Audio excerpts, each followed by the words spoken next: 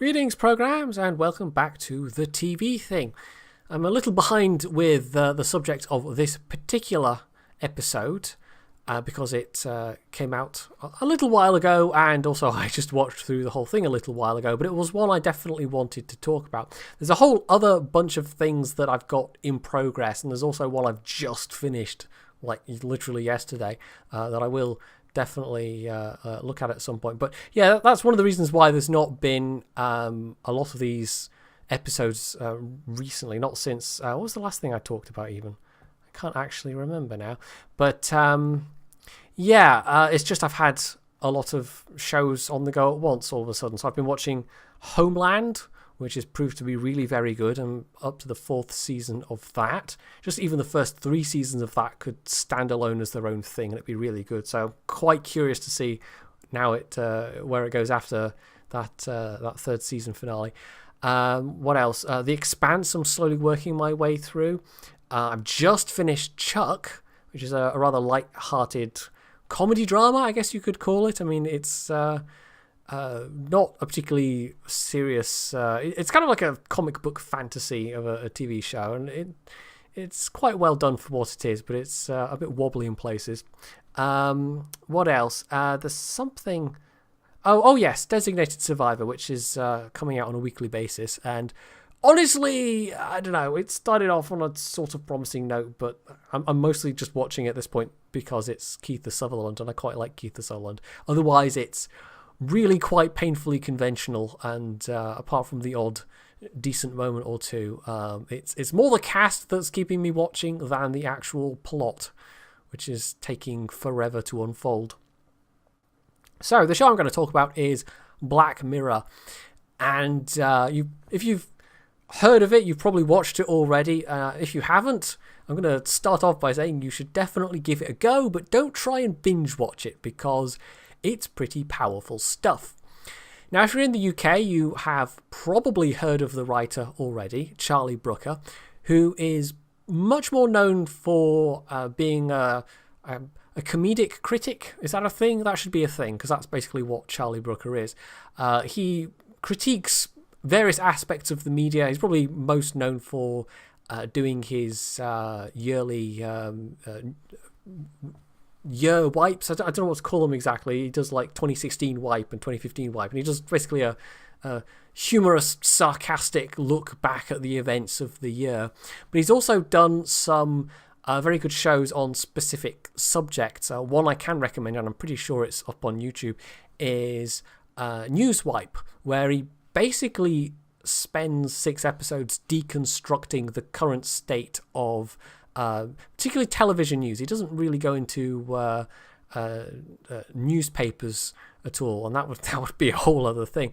But yeah, I don't know, maybe media commentator would be a better description for what he does. But he doesn't just do that. He's also a writer, and he has written at least one other show. And it was some kind of spoof cop show, and I can't remember what it was called now. But that appeared on Sky, and I never got to see that. But the one we're covering, Black Mirror, originally appeared on Channel 4 in the UK and was pretty universally praised when it came out because it's fairly unflinching stuff. Now, it's an anthology show, so it's different stories in each episode. They're all self-contained, and it's essentially like flipping open a book of short stories, but, in television form. And it's pretty well done for what it is. The first 2 series both appeared on Channel 4. I think there were like 4 episodes each. Was it something like that? I can't remember exactly. It wasn't long series. 3 episodes, in fact. But they were fairly long individual episodes. So it wasn't particularly like everything crammed into half an hour, which definitely wouldn't have suited Brooker's writing at all. It's fairly decent stuff. I can definitely recommend those first 2 series. They're not like super high budget, but for the kind of budgets I imagine Channel 4 gave to him to work with, they're fairly well done. It's fairly solid. It rests more on the writing than any flashy visuals or anything like that. Now, with those two series coming out in, I think the first one was 2011, and then it was like 2013, and then there was a Christmas special, all of which are on Netflix, by the way. I imagine at that point he either wanted to do a third series on Channel 4, and Channel 4 said no, or else Netflix specifically approached him and said, would you like to do more? I'm not sure of the exact story, but either way, he was commissioned by Netflix for 12 episodes, and they've basically broken it up into 2 seasons. So we've had the first already, we've had 6 episodes, and it's pretty good stuff. You don't have to go and watch the first 2 Channel 4 terrestrial series first, but it's recommended because they're good stories, and this is just more of the same. But because he's got now a Netflix budget to work with, and Netflix have been absolutely flinging money at new content recently, it does have a heck of a lot more polish than it did when it was on Channel 4. But the writing is still as good, and that's the main thing. Because if it was all polish and the writing was suddenly, stretched thin out over an hour's length of episode, then it wouldn't make much difference how good it looked. But no, it's more of the same, but with higher production values. So, as it's an anthology show, it's kind of hard to talk about the plot without describing each individual episode. There are a couple that stood out for me, particularly the one that's closed the season, which was a feature-length hour-and-a-half episode starring Kelly MacDonald, who is a favourite Scottish actress of mine. It's actually, it touches on a lot of stuff. And this is one of the things Brooker likes to do, is he likes to crack open a window and look inside a particular topic. That's an odd metaphor, but I don't know, that's what came to mind, I suppose. He likes to take a view and kind of unpack the stuff that comes along with it, if that makes any sense. So in the finale episode, for instance, it's about how technology can both help and hurt us at the same time. And that, for me, it really kind of sums up what a lot of the stories, not all, but a lot of them are about. It's looking at that unease with technology that maybe we have, that idea that technology is accelerating and things are moving faster and faster, and maybe it's a little hard to keep up with what's going on. Also, of course, with that, there is this kind of notion, and it's not inherently saying technology is a bad thing, but there's this notion that technology is what we make of it, and so ultimately it ends up being a reflection of human nature, and that's where this whole title of the series comes in, Black Mirror. It's reflecting back at us.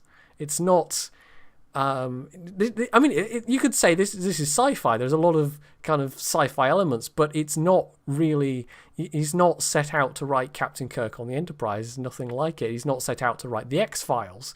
He's set out to write something that uses technology of now, or the very near future, to explore human nature and human society, particularly, obviously, Western society. And actually, it's kind of interesting because with this now being a Netflix production, he's had the money to make it a truly transatlantic production. So we've got some episodes that are set purely in the US and some that are set purely in the UK. And there's one that's set in the UK where it's an American main character. So there's that juxtaposition within that particular episode.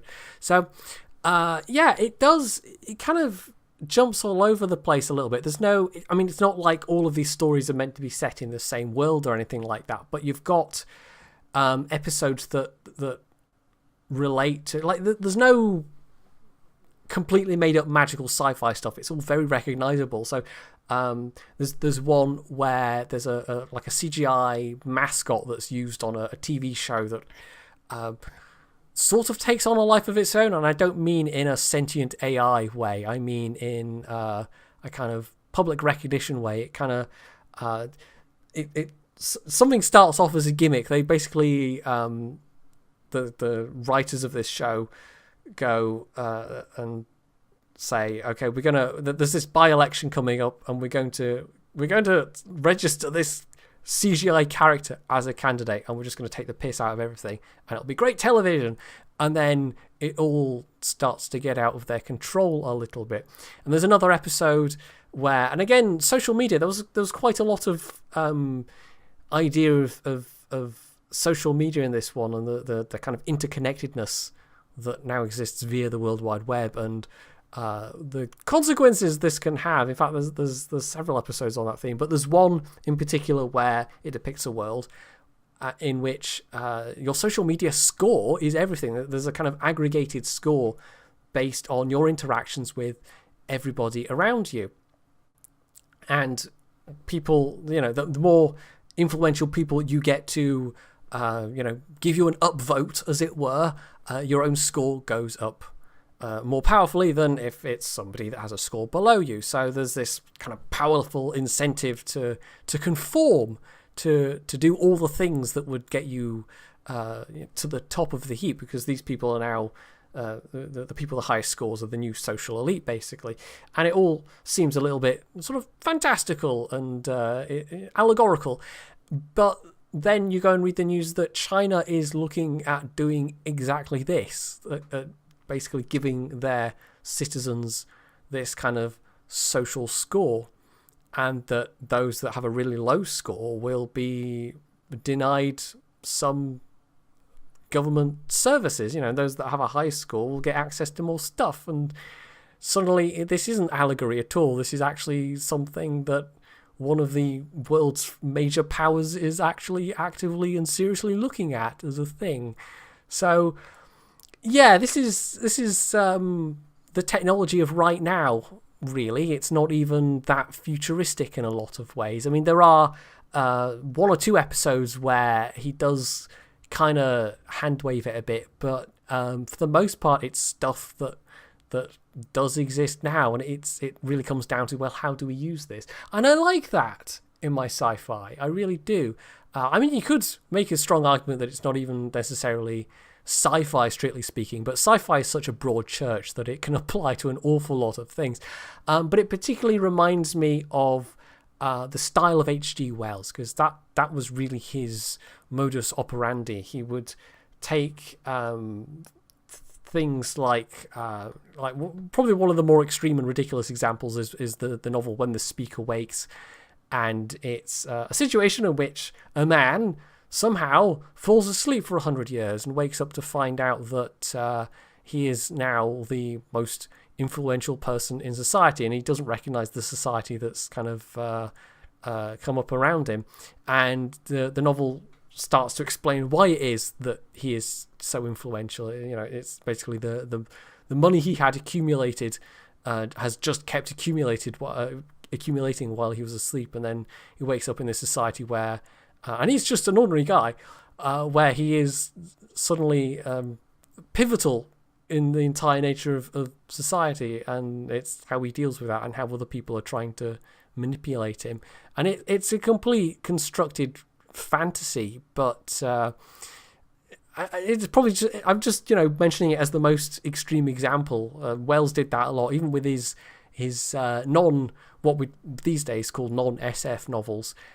He was still very, very interested in how society works, how people act, and occasionally he would touch on things like how technology specifically would affect society. So, to sum up, I definitely recommend this, and I'm looking forward to the next series. Just don't try and binge watch it, because there's some powerfully unsettling stuff in there. And it's not for the faint of heart. Even some of the episodes. I mean, I don't mean that in a kind of like gory way or anything, but it's food for thought, and some of it hits quite close to home in terms of things that you imagine could happen. It's quite unsettling stuff, and that's what Brooker is good at. But if that all sounds too grim, well, there's at least one episode that just has a completely unvarnished happy ending. And so that one stood out as a highlight for a lot of people, San Junipero. And so, you know, if it all gets too grim for you, just watch that one, because it's really nice. So hopefully this has sparked your interest in this rather fantastic show. And if it has, or if you've watched it already, you can leave your own thoughts on it below, or any other comments besides. You can hit the like button, you can sub to my channel if you haven't already, and as always, stay tuned for more.